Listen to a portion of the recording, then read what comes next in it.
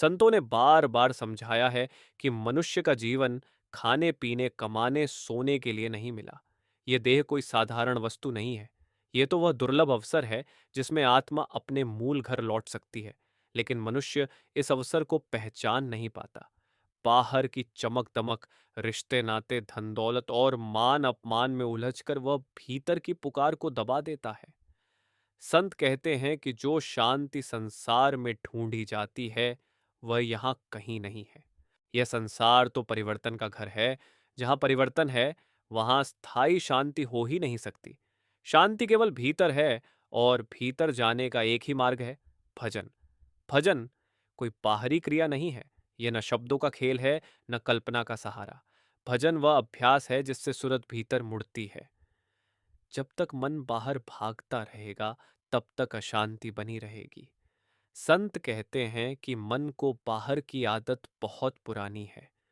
जन्म जन्म से यह बाहर ही दौड़ता आया है, इसलिए इसे भीतर लाने में समय लगता है, धैर्य लगता है और सबसे अधिक प्रेम लगता है। भजन कर मग्न रहो मन में। संत बताते हैं कि सभी धर्मों का सार यही है। चाहे कोई किसी भी मजहब से जुड़ा हो, भीतर जाने का रास्ता एक ही है। बाहर ईंट पत्थर कागज और पानी है, भीतर प्रकाश है, नाद है, जीवन है। ईश्वर किसी स्थान विशेष पर नहीं बैठा, वह आत्मा के भीतर विराजमान है। लेकिन मनुष्य बाहर भटकता रहता है और भीतर के खजाने से अनजान रहता है। जो भजन नहीं करता वह चोरी करता है। संतों ने ऐसे व्यक्ति को भजन का चोर कहा है। यह शब्द कठोर लगता है, लेकिन संत इसे दया से कहते हैं। मनुष्य को जो समय भजन के लिए मिला है, अगर वह उसे विषय विकारों में खर्च कर देता है तो वह अपनी आत्मा का हक मारता है। यही चोरी है। जो भजन का चोर है, उसके जीवन में आलस और नींद का प्रभुत्व हो जाता है। सुबह उठने में मन नहीं लगता, सत्संग की ओर खिंचाव नहीं होता, भीतर का रास्ता नहीं मिलता, तो मन बाहर के रास्तों में और उलझता चला जाता है। काम, क्रोध, लोभ, मोह और अहंकार उसके स्वभाव का हिस्सा बन जाते हैं। मन जितनी छूट पाता है उतनी ही मांग करता है। जैसे आग में लकड़ी डालो तो आग और भड़कती है, वैसे ही विषयों की तृप्ति कभी नहीं होती। काम मनुष्य को अंधा कर देता है, क्रोध बुद्धि हर लेता है, लोभ कभी बढ़ता नहीं, मोह बांध लेता है और अहंकार मनुष्य को अकेला कर देता है। भजन न करने का यही परिणाम है। मनुष्य बाहर से हंसता दिखता है लेकिन भीतर जलता रहता है। शांति उसे छू भी नहीं पाती। जो भजन नहीं करता उसका सतगुरु से प्रेम भी अधूरा रहता है। वह नाम की डोर को मजबूती से नहीं पकड़ पाता। अगर कभी सत्संग में आ भी जाए तो दोष ढूंढने लगता है। उसे संगत में कमियां दिखती हैं, संतों में त्रुटियां दिखती हैं, क्योंकि भीतर अंधेरा है, इसलिए प्रकाश खटकता है। कबीर साहिब ने कहा है कि जैसे मक्खी चंदन छोड़कर गंदगी पर बैठती है, वैसे ही मनमुख नाम और सत्संग से दूर भागता है। ये उसकी मजबूरी है, उसका दोष नहीं। जिस प्रकार भूत मंत्र जानने वाले के पास नहीं जाते, उसी प्रकार मन मुख संतों के निकट नहीं आते। उन्हें पता होता है कि यहाँ उनका मन टिकेगा नहीं। तृष्णा की आग दिन रात जलती रहती है, इच्छाएं पूरी नहीं होती। जीवन बीत जाता है, लेकिन मन की प्यास नहीं बुझती। अंत में वही मनुष्य पछताता है जिसने जीवन को व्यर्थ गंवा दिया। मृत्यु के समय कोई साथ नहीं जाता। उस समय न धन काम आता है, न रिश्ते, केवल कर्म साथ जाते हैं। संत कहते हैं कि मनुष्य जन्म सबसे उत्तम है। इसी देह में मुक्ति संभव है। अगर यह अवसर चूक गया तो फिर 84 के चक्र में जाना पड़ता है। कीट पतंग, वृक्ष, पशु, पक्षी, अनगिनत योनियाएं भोगनी पड़ती हैं। लाखों वर्षों के बाद कहीं यह देह मिलती है, और वह भी थोड़े समय के लिए। जो सद्गुरु की शरण नहीं लेता वह मन की शरण में चला जाता है। मन उसे कहता है यह संसार ही सब कुछ है, आगे कुछ नहीं, और मनुष्य उसी भ्रम में जीता मरता है। वह बाहर से मनुष्य दिखता है, भीतर से पशु वृत्ति में जीता है। खाना, सोना, भोगना, यही उसका जीवन बन जाता है। संत पुकार पुकार कर कहते हैं, यह देह दुर्लभ है। अब की बार सद्गुरु की शरण पकड़ लो, नाम की कमाई कर लो। यही एक मार्ग है जिससे जन्म मरण का चक्र टूटता है। सत्संग कोई पाखंड नहीं, ये तो आत्मा की पुकार है। सत्संग से आंखें खुलती हैं, कान खुलते हैं। जब भीतर की आंख खुलती है तो प्रकाश दिखाई देता है। जब भीतर के कान खुलते हैं तो अनहद धुन सुनाई देती है। वह धुन कभी बंद नहीं होती। मनुष्य सो जाए, वह नहीं सोती। उसी धुन को नाम कहा गया है। अंदर ही सच्चा अमृतसर है, अंदर ही त्रिवेणी है। बाहर के तीर्थ शरीर को धोते हैं, भीतर का तीर्थ आत्मा को निर्मल करता है। जब आत्मा भीतर स्नान करती है तब उसके सारे आवरण उतर जाते हैं। तब वह अपने स्वरूप को पहचानती है। महाशून्य के मार्ग में सतगुरु साथ चलते हैं। वहां कोई अपनी शक्ति काम नहीं आती। वहां केवल सतगुरु का प्रकाश मार्ग दिखाता है। भंवर गुफा में नाम की धुन सुनकर काल का जाल टूट जाता है। उससे ऊपर जाकर आत्मा सचखंड में प्रवेश करती है, जहां शब्द बीन की धुन के रूप में गूंजता है। वहां पहुंचकर आत्मा चुप हो जाती है। वहां की लीला शब्दों में नहीं कही जा सकती। संतों ने केवल इशारा किया है, वर्णन नहीं, क्योंकि जो अनुभव है वह कहने से परे है। संतों का मार्ग एक ही है, सभी महापुरुष इसी रास्ते से गए हैं। नाम की कमाई करके आत्मा अपने मूल घर पहुंची है। अंत में संत एक करुण प्रसंग सुनाते हैं। एक बार एक बूढ़ा व्यक्ति सत्संग में आया। जीवन भर संसार में उलझा रहा। अंत समय पास था। आंखों से आंसू बहते हुए उसने कहा, अब समझ आया कि जीवन किस लिए मिला था। संत ने दया से कहा, अब भी देर नहीं हुई, नाम को पकड़ लो। उस व्यक्ति ने पूरे मन से नाम का सहारा लिया और शांत होकर संसार से विदा हुआ।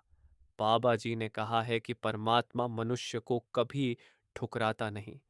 देर चाहे जितनी हो जाए, अगर प्रेम से नाम को पकड़ लिया जाए तो वह हाथ थाम ही लेता है। संत कहते हैं कि जब मनुष्य पहली बार यह समझ लेता है कि संसार उसे वह शांति नहीं दे सकता जिसकी उसे तलाश है, तभी उसकी रूह के भीतर हलचल शुरू होती है। यह हलचल बेचैनी नहीं होती, बल्कि एक मीठी तड़प होती है। यह तड़प भीतर से उठती है और मनुष्य को सत्संग की ओर खींच लाती है। बाहर से देखने में यह साधारण लगता है, लेकिन भीतर एक नई यात्रा शुरू हो चुकी होती है। मनुष्य वर्षों तक बाहर की दौड़ में लगा रहता है, कभी धन के पीछे, कभी मान के पीछे, कभी रिश्तों के पीछे। जब कुछ मिल जाता है तो थोड़ी देर खुशी होती है, फिर वही खालीपन। यही खालीपन भीतर की पुकार है। संत कहते हैं, इसी पुकार को अगर दबा दिया जाए तो जीवन यूं ही निकल जाता है, और अगर इसे सुन लिया जाए तो यही पुकार मुक्ति का द्वार बन जाती है। सत्संग में आने वाला हर व्यक्ति तुरंत भजन में नहीं टिक पाता। मन बहुत चालाक है। वह कहता है, आज नहीं, कल कर लेंगे। अभी समय है, अभी जिम्मेदारियां हैं। संत समझाते हैं कि यही मन की सबसे बड़ी चाल है। समय कभी खाली नहीं होता। जिसने समय को नहीं पकड़ा, समय उसे पकड़ लेता है। धीरे धीरे उम्र ढलती जाती है और मनुष्य सोचता रह जाता है कि अभी तो शुरुआत ही नहीं हुई। भजन का अर्थ यह नहीं कि मनुष्य सब कुछ छोड़ दे। इसका अर्थ यह है कि जो कुछ करना है उसे निभाते हुए भीतर का संबंध जोड़ ले। संत कहते हैं कि संसार में रहते हुए भी भीतर का रास्ता खुल सकता है। इसके लिए किसी जंगल या गुफा में जाने की जरूरत नहीं। असली गुफा तो मनुष्य के भीतर है। वहीं अंधेरा भी है और वहीं प्रकाश भी। मन जब बाहर की वस्तुओं में सुख ढूंढता है तब वह बार बार ठोकर खाता है, क्योंकि बाहर की हर वस्तु नाशवान है। जो नाशवान है वह स्थायी सुख कैसे दे सकती है। लेकिन मन फिर भी मानता नहीं। वह बार बार उसी रास्ते पर जाता है जहां उसे चोट लगी थी। यही मन की आदत है। संत कहते हैं कि भजन करने वाला धीरे धीरे इस आदत को पहचान लेता है। उसे दिखने लगता है कि मन कैसे उसे बहकाता है। पहले पहल यह पहचान ही बहुत बड़ी उपलब्धि है। जब तक पहचान नहीं होती तब तक मनुष्य मन को ही अपना मित्र समझता रहता है। लेकिन जब पहचान हो जाती है तब सावधानी आने लगती है। शब्द के सहारे मन को भीतर मोड़ा जाता है। शब्द कोई कल्पना नहीं है, यह वह धुन है जो सृष्टि के आरंभ से चल रही है। हर जीव के भीतर वह धुन बज रही है, लेकिन मनुष्य ने अपने कान बाहर की आवाज़ों में लगा रखे हैं, भीतर की आवाज़ सुनने का अभ्यास नहीं किया। जो भजन नहीं करता उसका मन सदा शोर में रहता है, विचारों का शोर, इच्छाओं का शोर और भय का शोर। इस शोर में भीतर की सूक्ष्म आवाज़ दब जाती है। भजन इस शोर को धीरे धीरे शांत करता है। जब शोर कम होता है तब धुन सुनाई देने लगती है। काम, क्रोध, लोभ, मोह और अहंकार मनुष्य के स्वभाव में अचानक नहीं आते। ये धीरे धीरे जड़ पकड़ते हैं। जैसे कोई बीमारी पहले हल्की होती है, फिर गहरी हो जाती है। भजन इन रोगों की औषधि है। ये कोई चमत्कार नहीं करता, लेकिन जड़ से उपचार करता है। काम मन को बाहर खींचता है, क्रोध जलाता है, लोभ कभी संतुष्ट नहीं होता, मोह बांधता है और अहंकार अलग कर देता है। भजन इन सब की पकड़ ढीली करता है। जब भीतर रस मिलने लगता है, तब बाहर के रस फीके लगने लगते हैं। यह परिवर्तन अपने आप होता है, जबरदस्ती नहीं करनी पड़ती। संत कहते हैं कि भजन का असली फल व्यवहार में दिखता है। भजन करने वाला धीरे धीरे विनम्र हो जाता है, उसके शब्दों में कठोरता कम हो जाती है। वह दूसरों को दोष देने से पहले स्वयं को देखता है, उसके भीतर क्षमा का भाव बढ़ने लगता है। यह सब दिखावा नहीं होता, यह भीतर के परिवर्तन का परिणाम होता है। जो मनुष्य सत्संग में आता है लेकिन भजन नहीं करता, वह बीज तो बो देता है, लेकिन पानी नहीं देता। बीज पड़ा रहता है, कभी अंकुर नहीं फूटता। सत्संग प्रेरणा देता है, दिशा देता है, लेकिन चलना स्वयं पड़ता है। कोई दूसरा भीतर की यात्रा नहीं कर सकता। मनुष्य अक्सर यह पूछता है कि भजन में कुछ दिखाई क्यों नहीं देता, कुछ सुनाई क्यों नहीं देता। संत कहते हैं कि यह प्रश्न भी मन का है, क्योंकि मन परिणाम चाहता है। भीतर की यात्रा में धैर्य चाहिए। जैसे बीज बोने के बाद किसान रोज जमीन खोदकर नहीं देखता कि अंकुर निकला या नहीं, वह समय देता है। भजन में सबसे पहले अनुशासन आता है। समय पर बैठना, मन न लगे तब भी बैठना, परिणाम की चिंता किए बिना बैठना, यही सबसे कठिन है, लेकिन यही सबसे जरूरी भी है। संत कहते हैं कि जो बैठना सीख गया वह आगे चल पड़ा। मनुष्य की सबसे बड़ी भूल यह है कि वह अपने आप को कमजोर मान लेता है। संत कहते हैं कि आत्मा कमजोर नहीं है, वह तो परमात्मा का अंश है। कमजोरी मन की है, और मन को साधने का उपाय नाम है। नाम के सहारे आत्मा अपनी शक्ति को पहचानती है। सद्गुरु का कार्य यही है कि जीव को उसके घर का पता बता दे। सद्गुरु स्वयं कोई नया मार्ग नहीं बनाते, वे वही पुराना मार्ग दिखाते हैं जिस पर सभी महापुरुष चले हैं। फर्क केवल इतना है कि जीव उस मार्ग को भूल चुका है। संत बताते हैं कि मृत्यु कोई अंत नहीं है, ये तो केवल एक द्वार है। लेकिन जिस तरह से जीवन जिया जाता है, उसी के अनुसार उस द्वार से आगे की यात्रा होती है। जिसने भजन किया उसके लिए मृत्यु भय नहीं होती, उसके लिए ये घर लौटने जैसा होता है। जो भजन नहीं करता वह अंत समय में बहुत पछताता है। उस समय मनुष्य समझता है कि सब कुछ यहीं रह जाना है, लेकिन तब समय नहीं रहता। इसलिए संत पहले ही चेताते हैं, लेकिन मनुष्य सुनता नहीं। एक साधक की बात आती है। वह वर्षों तक सत्संग में आता रहा, लेकिन भजन में ढिलाई करता रहा। एक दिन किसी अपने की मृत्यु हुई। उस दिन उसे पहली बार मृत्यु की सच्चाई महसूस हुई। उसी दिन से उसने भजन को प्राथमिकता दी। कुछ समय बाद उसके जीवन में गहरी शांति उतर आई। उसने कहा, अब समझ आया कि यह अभ्यास किस लिए था। संत कहते हैं कि परमात्मा कभी जल्दी में नहीं होता, लेकिन देर भी नहीं करता। जब जीव सच्चे मन से कदम बढ़ाता है, सहायता अपने आप मिलने लगती है, भीतर रास्ते खुलने लगते हैं। जो मनुष्य नाम की कमाई करता है, वह संसार में रहते हुए भी संसार से मुक्त हो जाता है। वह कर्तव्य निभाता है, लेकिन बंधता नहीं। उसके भीतर एक साक्षी भाव आ जाता है। यही वास्तविक स्वतंत्रता है। अब संत उस शब्द की ओर ध्यान दिलाते हैं जो इस पूरे भाव को समेटता है। काम क्रोध के धक्के खावे, लोभ नदी में डूब मरे इस शब्द में संत चेतावनी भी देते हैं और मार्ग भी दिखाते हैं। जो भजन नहीं करता वह इन धक्कों में गिरता है और जो भजन करता है वह इनसे ऊपर उठता है।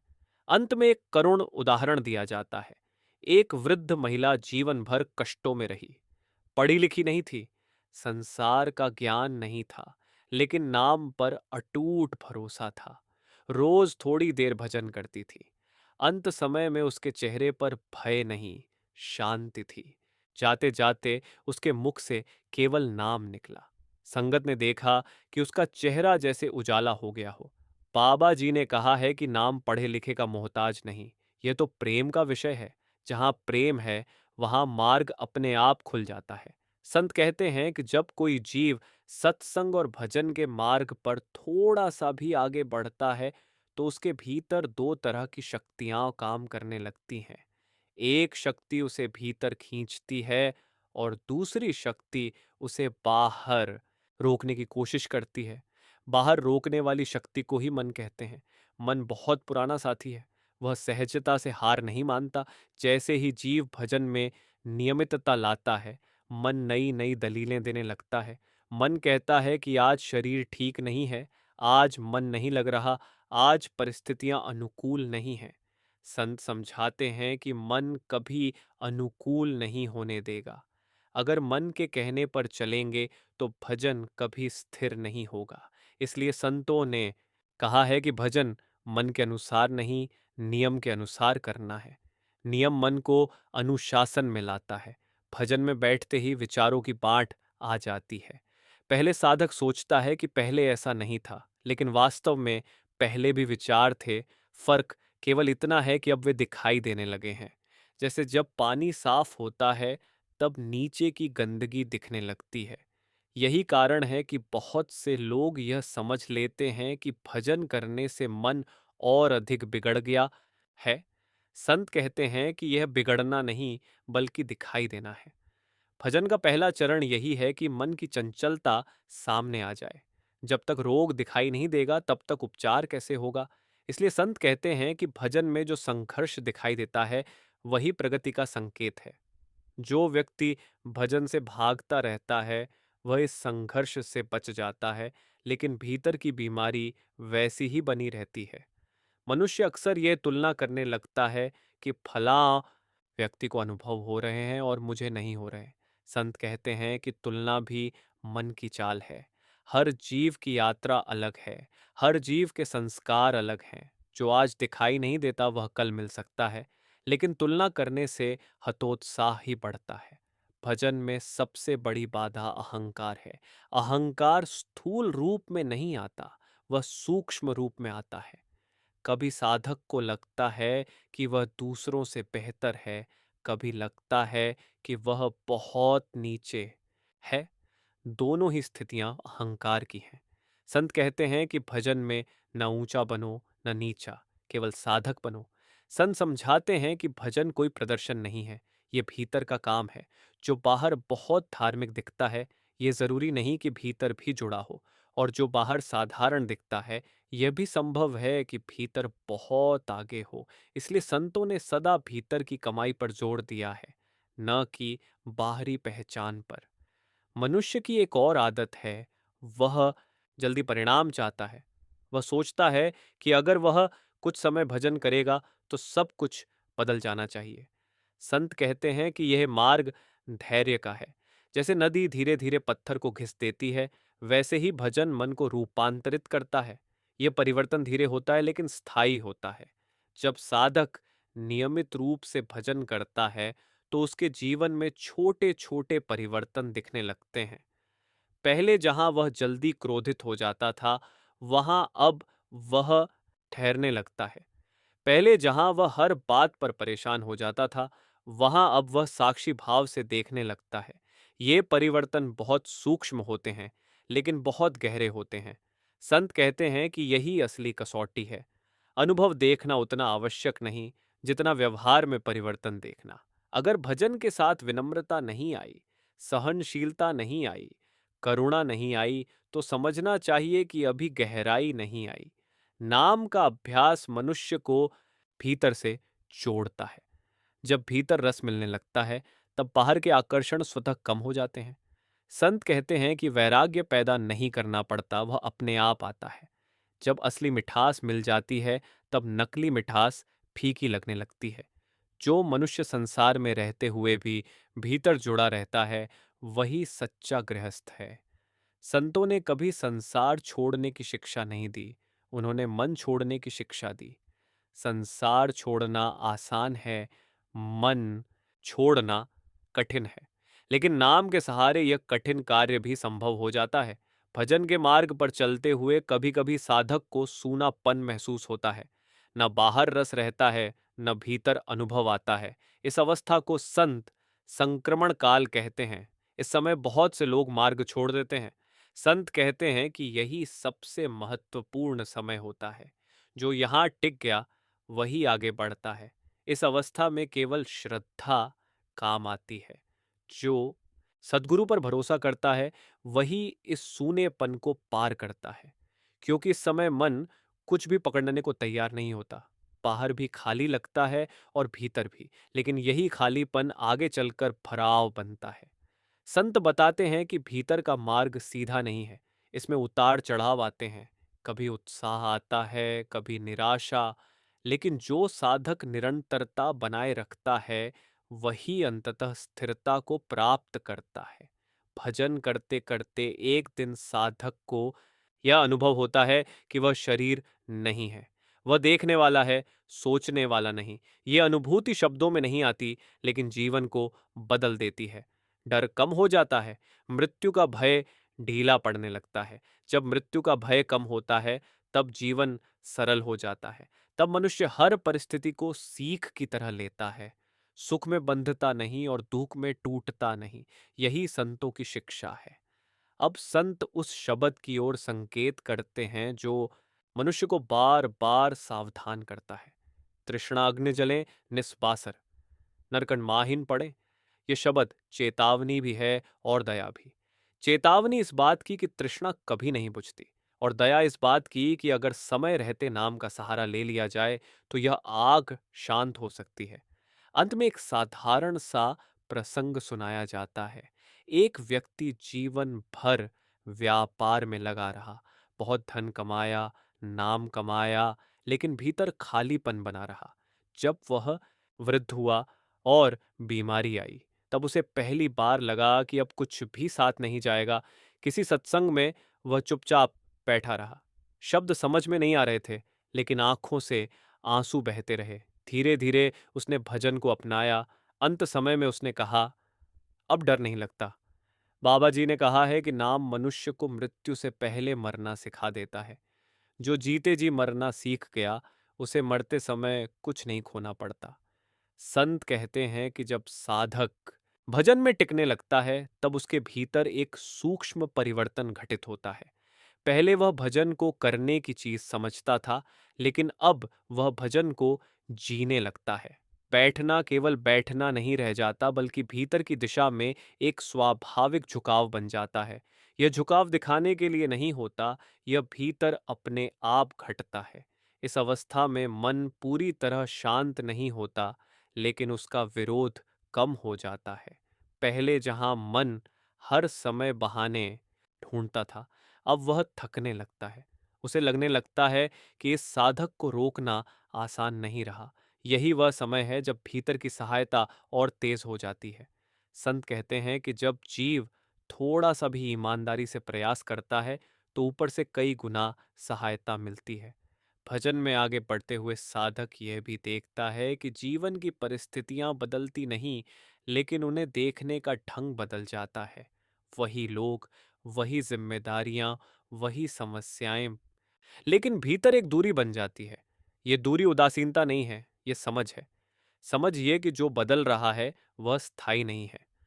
संत समझाते हैं कि संसार में रहते हुए जो सबसे बड़ी विद्या सीखनी होती है, वह है पकड़ ढीली करना। मन हर चीज को पकड़ना चाहता है। वह चाहता है कि जो अच्छा है वह सदा बना रहे, और जो बुरा है वह तुरंत चला जाए। लेकिन जीवन इस तरह नहीं चलता। भजन मनुष्य को यह स्वीकार करना सिखाता है कि जो आया है वह जाएगा भी। यही स्वीकार शांति का द्वार है। जैसे जैसे भीतर का रस बढ़ता है, वैसे वैसे बाहर के रस फीके पड़ते हैं। ये परिवर्तन अचानक नहीं होता, धीरे धीरे होता है। पहले जो बातें बहुत आकर्षक लगती थीं, अब उनमें वही खिंचाव नहीं रहता। पहले जो बातें बहुत परेशान करती थीं, अब उनमें वही तीखापन नहीं रहता। ये सब भीतर की कमाई का प्रभाव है। इस अवस्था में साधक के भीतर करुणा बढ़ने लगती है। वह दूसरों की गलतियों को भी अपने संघर्ष की तरह देखने लगता है। उसे दिखने लगता है कि हर व्यक्ति अपने अपने मन से लड़ रहा है। कोई जानबूझकर बुरा नहीं होता। सब अपने संस्कारों के अनुसार चलते हैं। ये समझ साधक को कठोर बनने से बचाती है। संत कहते हैं कि भजन का वास्तविक फल यही है कि मनुष्य भीतर से नरम हो जाए, उसके शब्दों में मिठास आ जाए, उसके व्यवहार में धैर्य आ जाए। अगर भजन के साथ कठोरता बढ़ रही है, तो समझना चाहिए कि अभी मन भजन के साथ खेल कर रहा है। भजन के मार्ग पर एक समय ऐसा भी आता है जब साधक को भीतर प्रकाश की झलक मिलने लगती है। ये प्रकाश आंखों से देखने वाला प्रकाश नहीं होता, ये चेतना का उजास होता है। ये बहुत हल्का, बहुत सूक्ष्म होता है, लेकिन यह संकेत देता है कि दिशा सही है। संत कहते हैं कि इन संकेतों में उलझना नहीं चाहिए, इन्हें न तो पकड़ना चाहिए, न छोड़ना चाहिए, बस चलते रहना चाहिए। जैसे जैसे सुरत ऊपर उठती है, वैसे वैसे भीतर की आवाजें बदलने लगती हैं। पहले जो विचारों का शोर था, वह धीमा पड़ता है। उसके पीछे एक और ध्वनि का आभास होने लगता है। ये ध्वनि बाहर से नहीं आती, ये भीतर से उठती है। यही अनहद नाद की ओर पहला कदम है। संत समझाते हैं कि यह मार्ग बहुत सूक्ष्म है। यहाँ जल्दीबाजी नहीं चलती, यहाँ केवल प्रेम और धैर्य काम आते हैं। जो जल्दी करता है वह थक जाता है, जो तुलना करता है वह उलझ जाता है, और जो निरंतर चलता है वही पार पहुंचता है। भजन करते करते साधक को यह भी समझ आने लगता है कि मृत्यु कोई शत्रु नहीं है, यह तो केवल देह का परिवर्तन है। जो भीतर से जुड़ गया, उसके लिए मृत्यु भय नहीं रहती। वह जान लेता है कि जो देखने वाला है वह देह के साथ समाप्त नहीं होता। यही कारण है कि संत मृत्यु की बात डराने के लिए नहीं करते, बल्कि जगाने के लिए करते हैं। वे कहते हैं कि अगर अभी नहीं चेते, तो फिर अवसर हाथ से निकल जाएगा, क्योंकि यह मनुष्य जन्म बार बार नहीं मिलता। अब संत उस शब्द की ओर संकेत करते हैं जो इस पूरे भाव को और गहरा कर देता है। जन्म जन्म 84 भोगे, ये शरीर फिर ना ही धरे। इस शब्द में संत स्मरण दिलाते हैं कि अगर इस अवसर को व्यर्थ गंवा दिया गया, तो फिर वही लंबी यात्रा शुरू हो जाती है। वृक्ष, कीट, पक्षी, पशु न जाने कितनी योनियों से गुजरना पड़ता है। लाखों वर्षों के बाद कहीं यह देह मिलती है, और इस देह में भी अगर नाम का सहारा न लिया, तो फिर वही चक्र। संत कहते हैं कि यह बात सुनकर डरना नहीं चाहिए, बल्कि जागना चाहिए। डर मन को सिकोड़ देता है और जागृति मन को खोल देती है। जो जाग गया वही बचा। एक वृद्ध साधक का उदाहरण आता है। उसने जीवन के अंतिम वर्षों में भजन को अपनाया। उसने कहा, काश यह समझ पहले आ जाती। संत ने उत्तर दिया, समझ जब आती है तभी समय होता है। उस साधक ने शेष जीवन बहुत शांति में बिताया। उसके चेहरे पर सदा एक संतोष रहता था। संत कहते हैं कि परमात्मा हिसाब किताब नहीं करता जैसे संसार करता है। वह मनुष्य की नीयत देखता है। अगर नीयत सच्ची है तो देर का कोई महत्व नहीं रहता। धीरे धीरे साधक के भीतर यह भावना गहरी होने लगती है कि सब कुछ उसी की रजा से हो रहा है। यह भावना बोझ नहीं बनती, बल्कि हल्कापन देती है।